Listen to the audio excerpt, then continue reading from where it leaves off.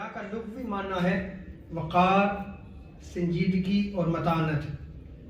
یعنی اگر آپ نے حیا کو سمجھنا ہے تو یہ بے شرمی اور بے حیائی کی ضد ہے. یعنی جو برے کام ہیں ان کی ضد کیا ہے؟ حیادار ہونا، حیا رکھنے والا ہونا. اسی لیے امام راغب اصفہانی رحمۃ اللہ تعالیٰ علیہ فرماتے ہیں کہ حیا ایسی صفت ہے، ایسا وصف ہے کہ جس کی وجہ سے برا کام کرنے سے نفس میں تنگی محسوس ہوتی ہے.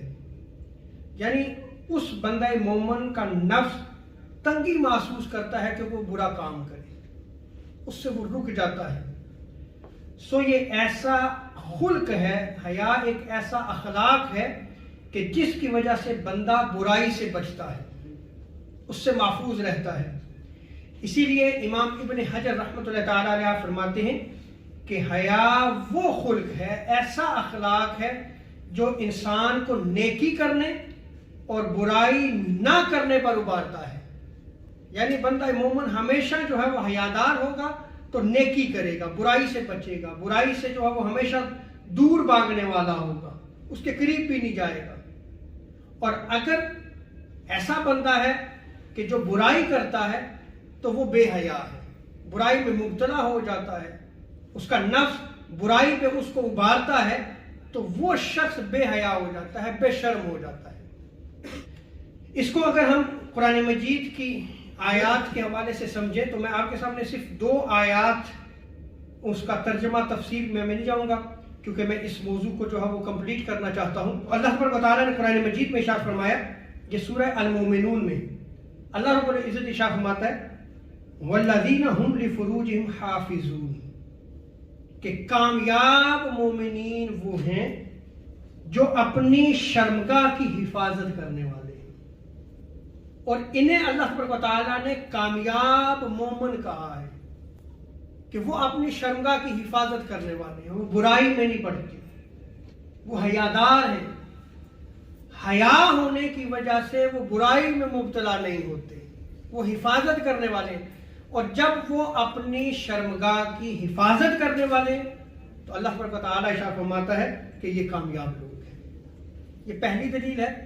دوسری دلیل کے طور پہ پھر ایک اور آیت کریمہ جس میں اللہ سبحانہ و تعالیٰ ارشاد فرماتا ہے کہ سورہ نور کی آیت کریمہ ہے قُلْ لِلْمُؤْمِنِينَ يُغُضُّوا مِنْ أَبْصَارِهِمْ وَيَحْفَظُوا فُرُوجَهُمْ ذَلِكَ أَزْكَىٰ لَهُمْ إِنَّ اللَّهَ خَبِيرٌ بِمَا يَصْنَعُونَ.